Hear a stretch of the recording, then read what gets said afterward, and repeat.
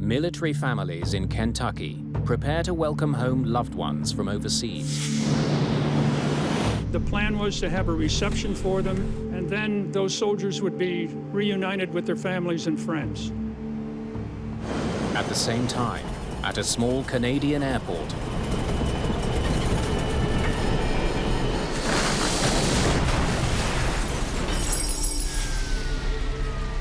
there's wreckage all over the place. There was massive destruction. Well, nobody could have survived this. 256 people are dead. It's one of the worst aviation accidents of all time. Anytime a crash of this sort would occur, immediate suspicions would be raised. Answers will be hard to come by. It does not advance safety to get the wrong cause of an accident. As two radically different scenarios for the crash emerge. Mayday, Mayday.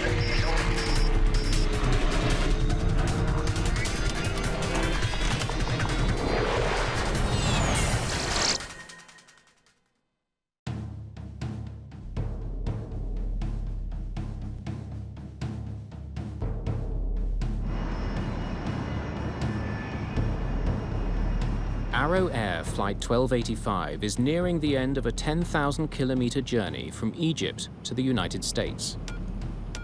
The DC-8 is on its way to Fort Campbell, Kentucky, via Germany and Newfoundland. On board are 8 crew members and 248 passengers. Most of them are US soldiers with the famed 101st Airborne Division, the Screaming Eagles.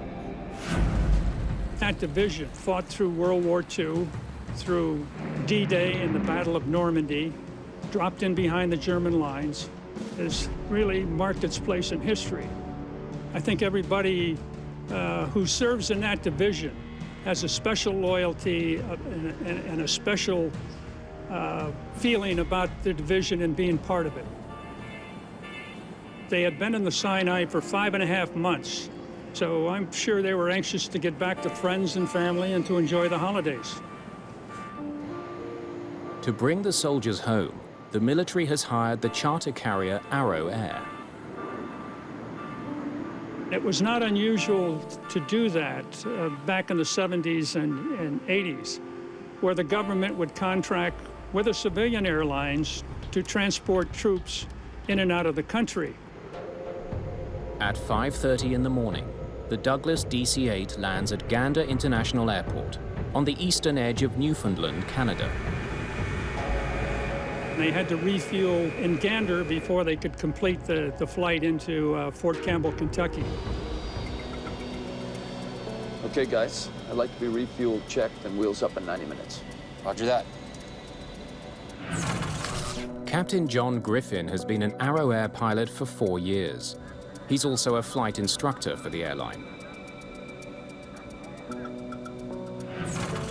First Officer John Connolly will be at the controls when Flight 1285 leaves Gander. Mike Fowler, the flight engineer, monitors the aircraft's mechanical systems.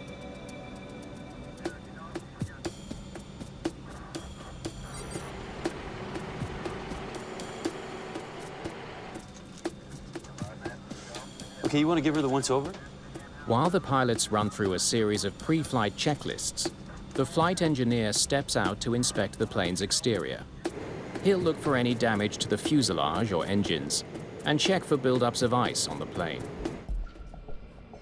The soldiers wait inside the airport. Some shop for souvenirs at the gift shop.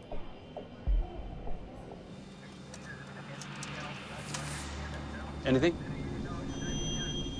Okay. Roger that.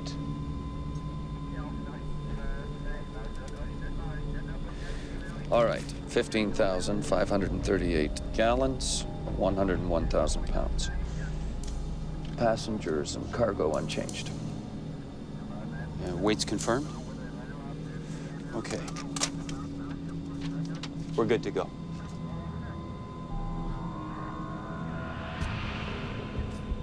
That puts us here. Rotation is 144 knots. Yeah, that looks good. On the airspeed indicator is a marker, or bug. It reminds the crew of the exact speed they must hit in order to get the plane off the ground. Bugs are set on the right. Copy that. With the refueling and pre-flight checks complete, the 248 soldiers get back on board. I think it was probably a very joyous mood because when they landed in Gander, I know some of them went in and used the telephones to call Fort Campbell and call their families and say they were in Gander and they'd be home in a few hours. Gander Tower. Big A950, we've completed refueling and pre-flight checks. Requesting taxi to runway 31. Big A950, winds at 290 at 4 knots. Takeoff now, runway 22.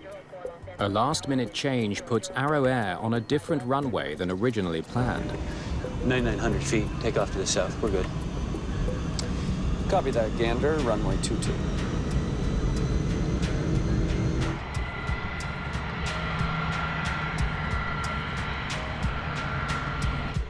Big A950, you are cleared for takeoff.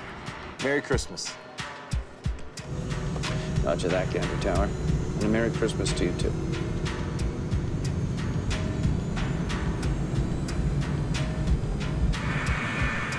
The DC-8 accelerates to takeoff speed. 80 knots. Check.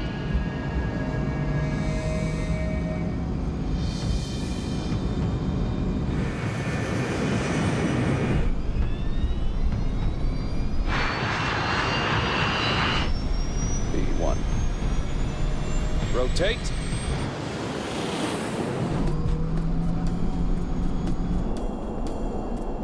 Arrow Air 1285 lifts off from Gander Airport at 6:46 a.m. But just seconds later, She's flying like a pig.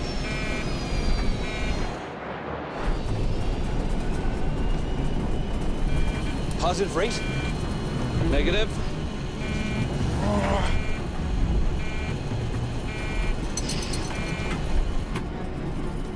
I'm sure for the last few seconds, those soldiers knew that there was a serious problem in hand.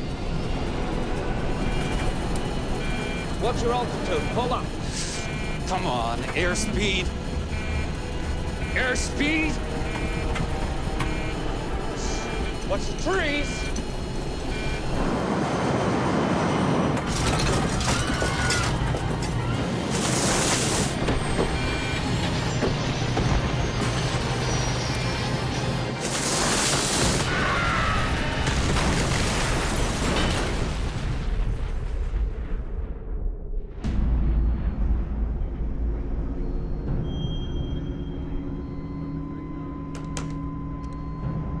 Yes, Aero 1285 is down, just off runway 22. Estimate 2,000 to 4,000 feet. at the small airport in Gander, Newfoundland, emergency crews race to the crash site. It's a field of wreckage, bodies, and personal effects. Thousands of liters of jet fuel are feeding a massive blaze. It didn't look like aircraft. It was just probably a 30-foot high burning mass of metal and fuel and everything. Hey, any survivors? Canadian Air Force Captain Tom Badcock is one of the first on the scene. So as an Air Force officer, of course, I had been to numerous crashes, but this was nothing like I had ever seen in my life before. And to see the devastation and to see my basically comrades lying on the ground in pieces was, words can't describe it. Many of them had bought T-shirts saying, "I survived Gander, Newfoundland." And we found that particularly emotional. After hours of frantic searching through the charred wreckage, everyone's worst fears are realized. The crash has claimed the lives of all 256 people on board. The search for the cause of the disaster is already underway, but it will lead to controversy and ultimately to the demise of the Canadian Aviation Safety Board. For the US military, the crash of Flight 1285 in Gander, Newfoundland is a historic loss. If you take a look at the history of the 101st Airborne Division Air Assault, even in World War II, that division never lost so many people in such a short period of time as they did on December the 12th in 1985 in Gander. The Canadian military sets up a security perimeter around the crash site. We controlled all access to and from the site.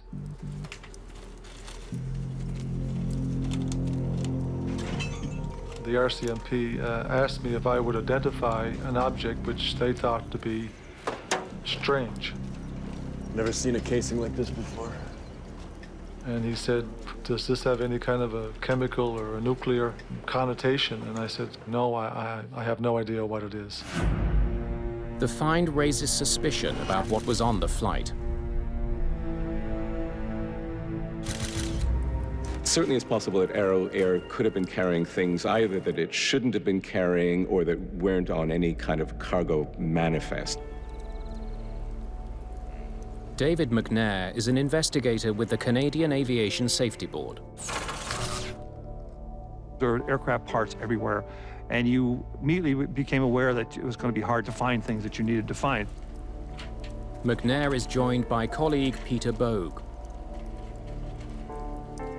They arrive hours after the crash to a scene of complete devastation.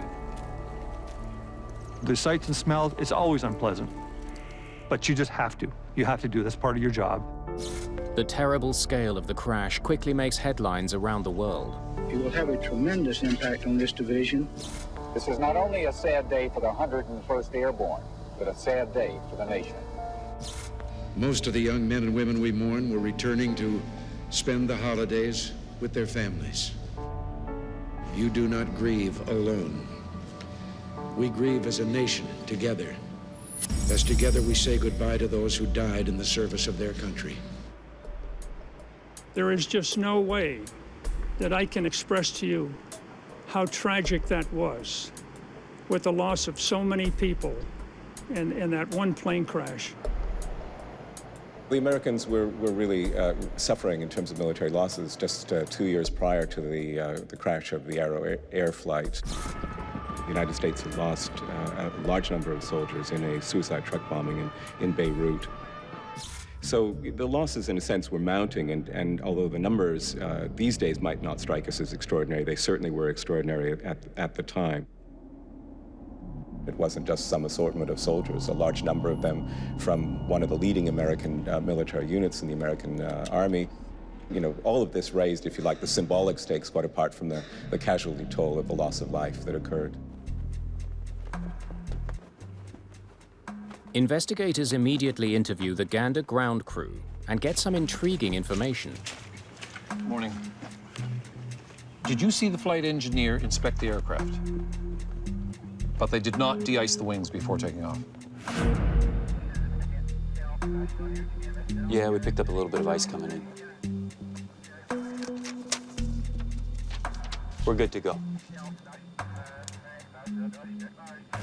Okay, thank you. Well, we were concerned about icing because the refueler witness indicated that they had picked up some ice on the approach.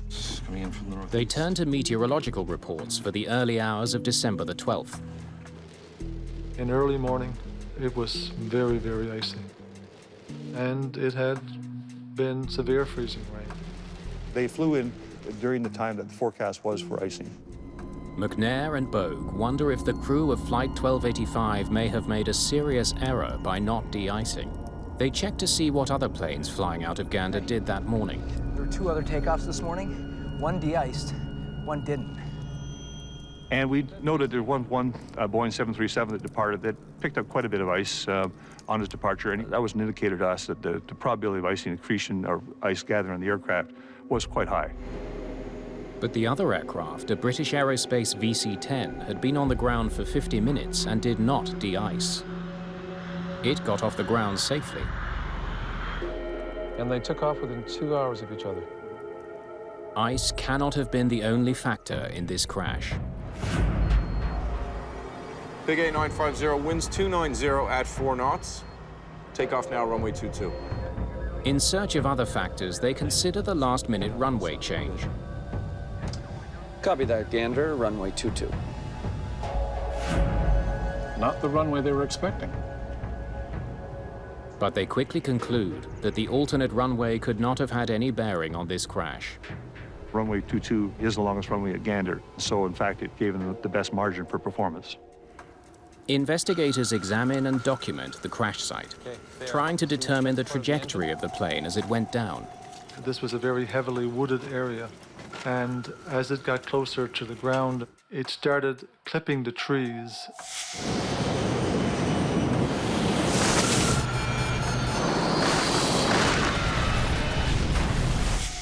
And we're going to need pictures of the treetops as well, and we're going to need aerial shots.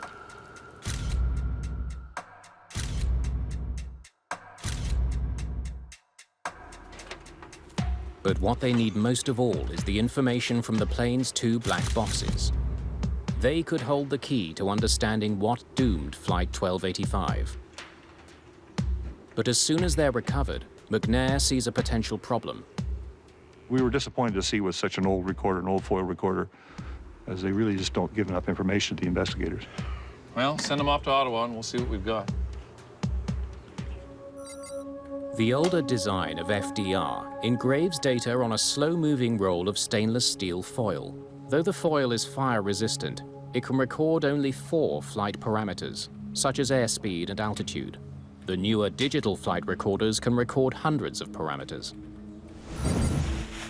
All they can do is send the black boxes to the National Research Council's Flight Recorder Playback Center and hope for the best. Then, with the investigation only hours old, it takes a drastic turn. An overseas US consulate receives word from someone claiming responsibility for the crash. The caller says it was the work of Islamic Jihad, a branch of Hezbollah. If you had to think about any one terrorist group operating in the Middle East at this time, which had an intent as well as a capacity to target American military personnel, that was Hezbollah. The call opens the possibility that a terrorist bomb brought down Flight 1285. Tensions were really high in the world at that time. When an aircraft fully loaded with American soldiers crashes, there's always questions that come up. McNair sends portions of the wreckage to a Royal Canadian Mounted Police forensics lab to be tested for bomb residue. The team searches for evidence that Flight 1285 exploded before it hit the ground. They look for any fallen debris between the runway and the point of impact. If the aircraft had exploded before it hit the trees, one would expect something would come off the aircraft and we would have found it. We didn't find anything, nothing at all. So we knew with confidence that the aircraft hit the trees, the first impact, intact. It's a similar story when the test results from the RCMP come back. They find no trace of bomb residue. And both US and Canadian officials suggest Islamic Jihad's claim of responsibility could be false. One of the things that obviously benefits terrorist organizations is to spread the claim for operational responsibility very, very broadly, so to kind of boost the reputation of their organization, again, to instill greater fear. So it's difficult to separate fact from fiction. With terrorism looking less likely, investigators continue to focus on the performance of the aircraft. 35 feet, 6 inches. 4.5-degree declination. The airplane had struck some trees about half a mile from the end of the runway. And we could see a distinct pattern in the trees. Using photographs from the crash site, investigators plot the height of 378 trees to determine the DC-8's exact position as it went down. The airplane was right wing low with a nose high attitude relative to the trees. through photogrammetry, we determined that, in fact, the aircraft was way above the stall angle of the aircraft. So the aircraft was clearly stalled in a high rate of descent. The plane's radical nose-up position prevented it from getting the lift needed to keep it in the air. Investigators can't explain why the plane was flying at such an extreme angle. One clue about what the pilots were doing comes from a piece of cockpit wreckage, the airspeed indicator. Look here. Here's the bug at 140. It shows that the crew set a takeoff speed of 144 knots. I would say 165. And that the plane reached an airspeed of at least 165 knots.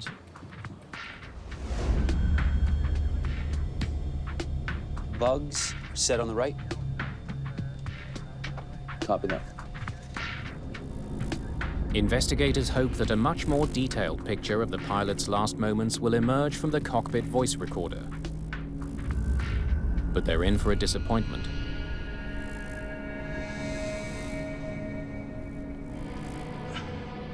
It doesn't sound like it recorded anything from the cockpit. The cockpit recorder wasn't functioning properly. It didn't record any of the crew's conversations.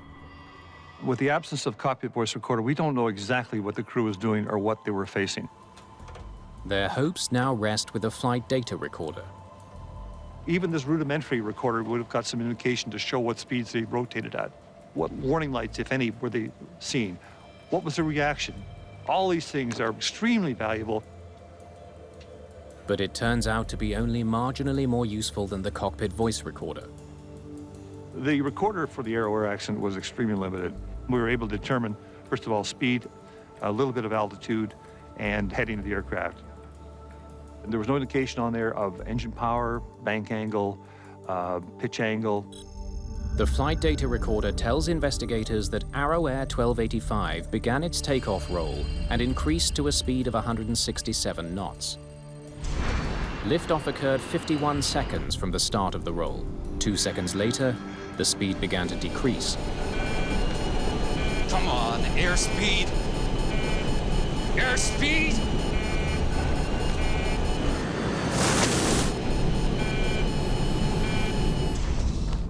Speed dropped off very quickly, and so we knew that the aircraft was below normal flying speed. We got that much from the recorder. It tells us almost nothing.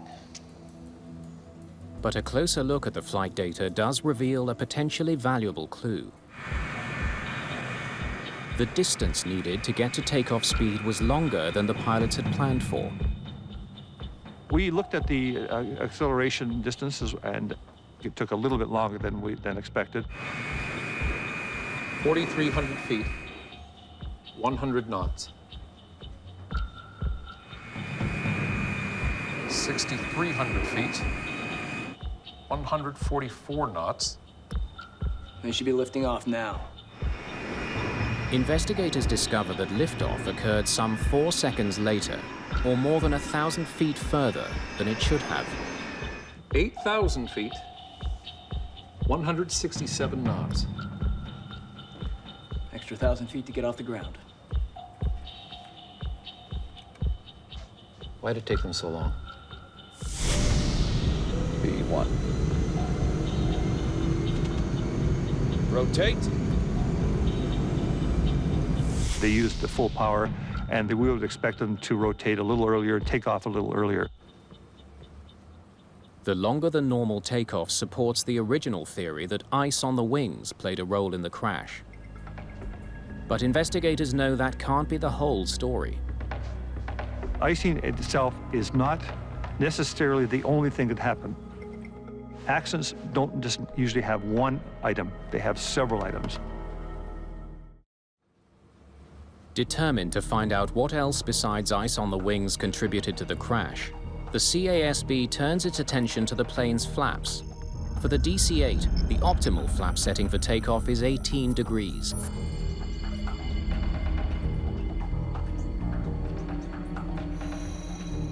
Looks like the flaps were extended. With detailed work, we could say with some reasonable certainty of where the flaps were, which we believe were in the normal takeoff position. They wonder if ice, combined with malfunctioning engines, caused the plane to stall. The engines are sent to the CASB in Ottawa for a full inspection. Each engine was recovered on site, and immediately you can tell that there was rotational damage on all the engines. Wood debris is found deep inside all 4 of the turbines.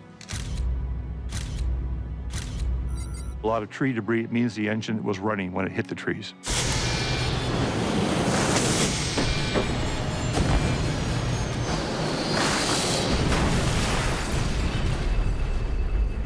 Evidence shows the DC-8 was properly configured for takeoff and that there was nothing wrong with the engines. So why was Flight 1285 slow to get off the ground? Investigators focus in on the weight of the aircraft. It's 101,000 pounds for fuel, passengers, and cargo unchanged. They had predicted that each passenger and baggage would weigh 170 pounds. That average weight, 170 pounds, matches the estimated weight for male passengers set out in the Arrow Air guidelines. As a pilot, having flown many military people around, this didn't seem to ring true, so we immediately looked at that aspect of the investigation. Good morning. Have a rec form for some personnel files. Following his hunch, McNair soon makes a crucial discovery. Regular commercial flights has a mixture of folks. It has men, women, children, so then the average doesn't work out as much. But this was no ordinary commercial flight. All 256 passengers were adults, almost all of them large men. We actually looked at the medical records of the passengers in terms of getting their actual weight during their last medical. In my own case, I normally weigh 175, but when I've got all my gear on, or I'm bringing it on board an aircraft, I'm bringing on board 200 pounds or more. We estimated that the more realistic weight would have been 220 pounds per passenger. That includes the passenger, everything they were carrying, and the equipment they had. With the new estimates, he calculates the weight of the passengers at more than 54,000 pounds. That's 12,000 pounds heavier than the weight recorded on the load sheet. It's not even close. But this plane had been flying with that weight all night, taking off from Cairo, then from Cologne without any problems. The ice picked up in Gander may have made the difference. You can take off at a heavier than normal weight, and if there are no other factors at play, you can get away with it. If you have something else like ice, you have a serious problem. Investigators now strongly suspect that it was a combination of ice and extra weight that prevented the DC-8 from staying in the air. Okay, this has to be it. Ice and weight. We had a lot of scientific basis to say that the aircraft should have flown but did not. Why didn't it fly? We had 2 powerful reasons. One was weight, the other was even probably more powerful, is a small amount of ice contamination on the aircraft. But they can only theorize. No one in Gander saw ice on the wings. It's impossible to know how much there was. That's one problem. McNair and Bogue must now confront another. Some of their own colleagues on the CASB are raising doubts about the findings. One of those with questions is board member and aviation expert, Les Philotas. Well, as soon as I started looking at the draft report, I skimmed some of it and went to the part that was my technical specialty, the flight data recorder part, and as soon as I looked at it, I said there's something really wrong here. Philotas immediately wonders how the aircraft could lose thrust and crash so quickly after takeoff. I did rough calculations, and it just showed that to get that kind of deceleration, you'd have to lose not 1, 2, or 3 engines, but all 4, and that was just a startling thing to see right away. What's your altitude? Pull up. Come on, airspeed. Airspeed!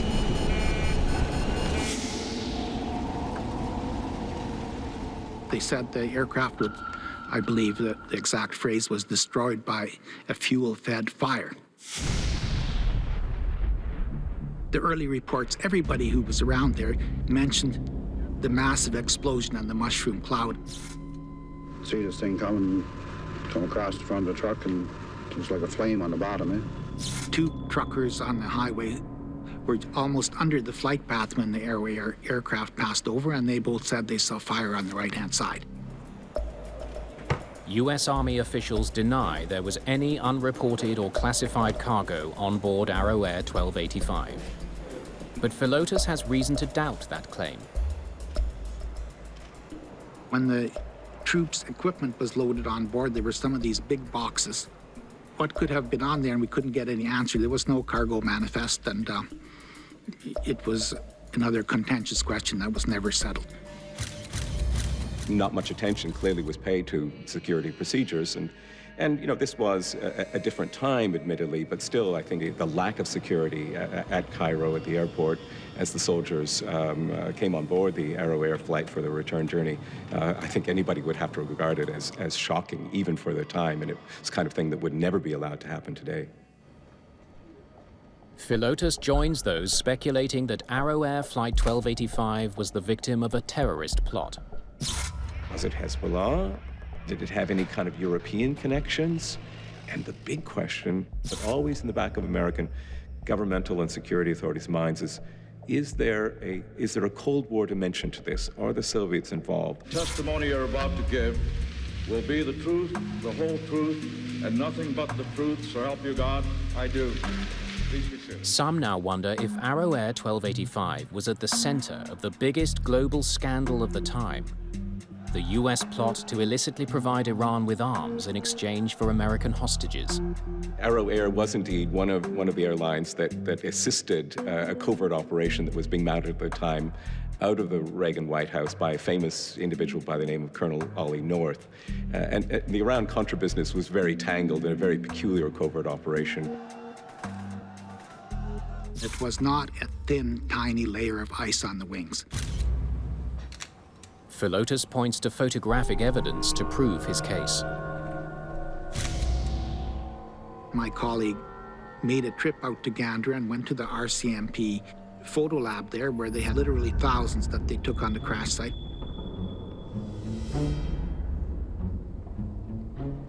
Many photos that seemed to indicate that there was some kind of an explosion on board. That's just like if you took a piece of aluminum foil and poked your finger in it. It would curl out from the inside to the outside, and it would be obvious from which side you put your finger through. Philotas becomes even more suspicious when he learns that an independent investigator hired by Arrow Air had explored the possibility of an onboard explosion. He carefully looked at everything and found that on the number 3 engine, that's the inboard engine on the right-hand side, some of the inlet guide vanes, 3 of them consecutive ones, had a sort of dent in the leading edge, and one of them had some red paint on it. That investigator concluded that there could have been a mid-air explosion, and that the damage and the paint markings inside the engine could have been caused by debris exploding outward from the main fuselage.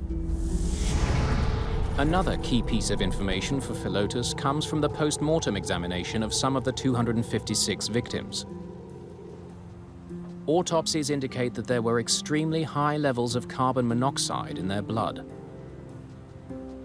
So if they have combustion products in their lungs, natural inference is that they must have breathed in some combustion products before the crash. From all this evidence, Philotas and his colleagues paint their own picture of the crash.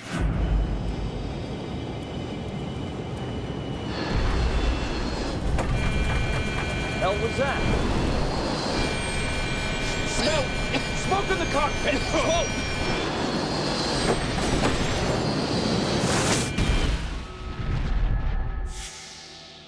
But the lead investigators, McNair and Bogue, maintain that the sabotage theories are nothing more than a sensationalist distraction. We had no indication that terrorism was a player, but we did have a lot of indication that there was an aircraft performance problem and there were icing problems. McNair and Bogue decide the only way to end all the speculation is to scientifically prove their theory that ice combined with extra weight is what brought down Flight 1285. Okay, you want to give her the once-over? Before the mid-1980s, Little was known about the aerodynamic impact of very thin ice accumulation. The flight engineer who inspected the aircraft was likely only looking for large buildups of ice that would make the plane significantly heavier, not thin coatings on top of the wings. As part of the investigation, we did a lot of research on the effects of ice on aircraft. Aerodynamic tests carried out in a wind tunnel reveal that even a small amount of ice contamination can significantly reduce wing lift. Just a small amount, say the size of some sandpaper, if that's the type of surface you have, it can seriously degrade a large aircraft. That was a surprise to me. The team carries out further tests in a flight simulator. We basically had to reprogram the simulator to degrade the performance to simulate ice. V1, rotate. Every attempt to fly the simulator with the exact same parameters as Flight 1285 ends the same way, with a stall and a crash. Okay, let's run it again with 10,000 less pounds. From the simulator trials, we realized with icing on board, what degraded the lift characteristics of the aircraft, it was difficult to fly a normal profile, and you could easily lose control of the aircraft. Just flying like a pig. Positive rate? Negative. Full power. The pilots would have been able to see that their plane wasn't climbing fast enough. What's your altitude? Pull up. Come on, airspeed. Airspeed! Watch the trees. First Officer Connolly pulled the nose back, trying to get the plane in the air. What he didn't realize is that he was sealing their fate. The DC-8 was already on the verge of a stall. Pulling the nose up only made things worse. The aircraft's weight had been underestimated, its lift compromised by ice on the wings. A fatal combination.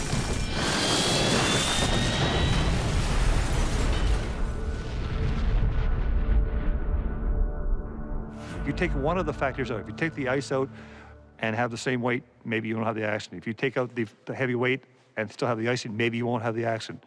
But if you have them combined together, you have the accident.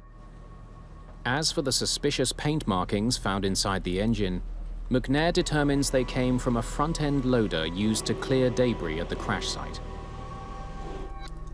As well, the extreme intensity of the fire could have caused the abnormally high level of carbon monoxide in the victim's blood.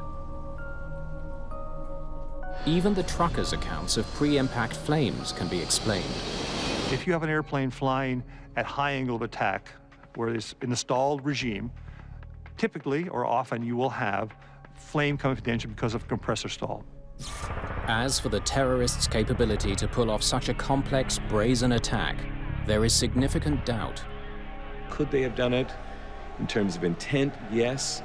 In terms of actually pulling that operation off, in the circumstances, you know, that seems to me low probability, but just at the edges of the margins of the possible.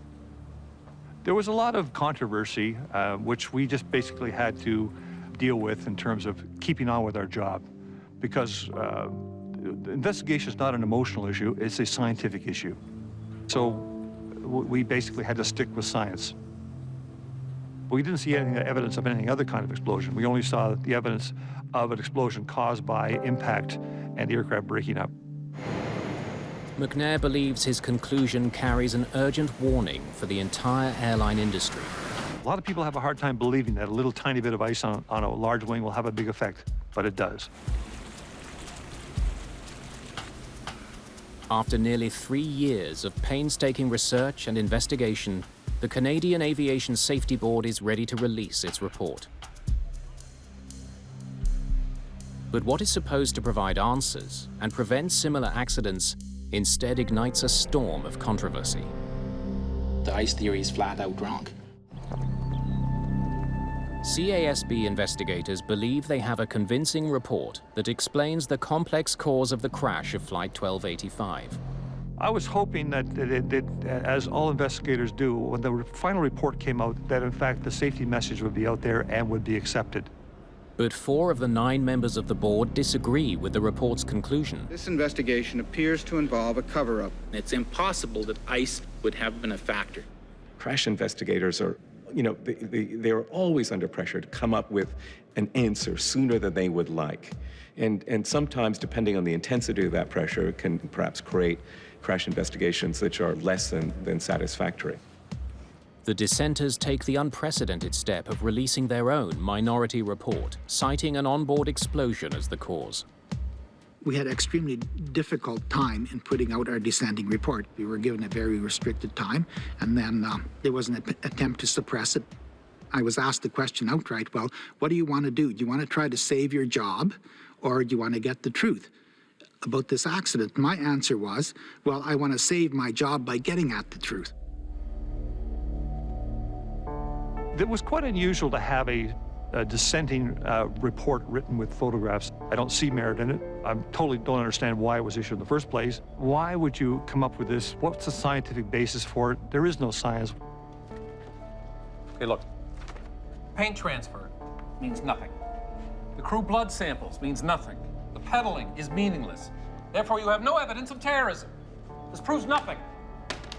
In this particular case, of course, what we had was an extraordinary outcome, where you have a majority and a minority report which are deeply divergent and which raise very different kinds of pictures about what the outcome of this crash would be.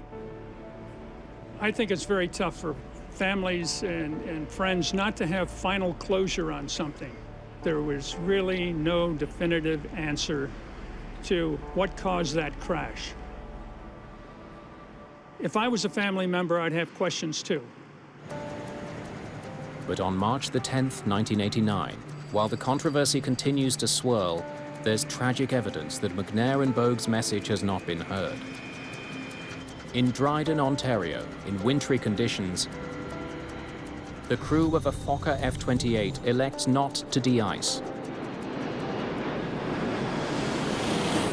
Just seconds after takeoff, the plane cannot achieve sufficient lift to stay airborne. The accident was almost identical to Arrow Air 1285. The airplane hit the tree canopy intact. After that, it exploded because, in fact, it hit the ground with a lot of fuel on board. The crash kills 24 of the 69 people on board.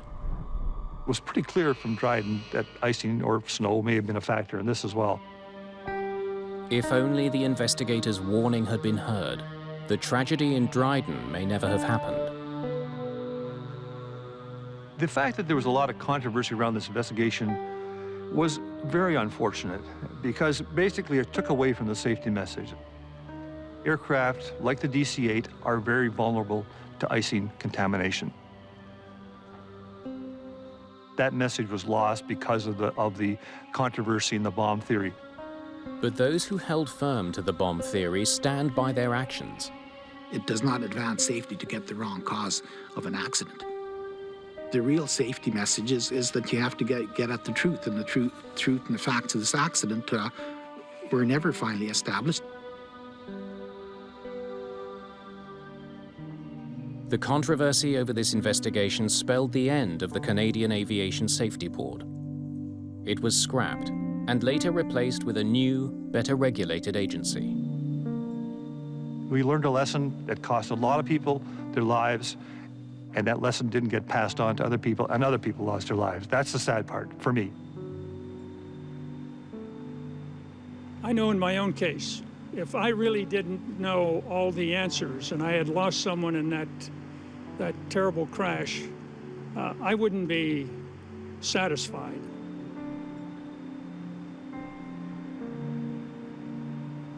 It's tough when you don't know and you've lost someone that's near and dear to you. I think we all want to know.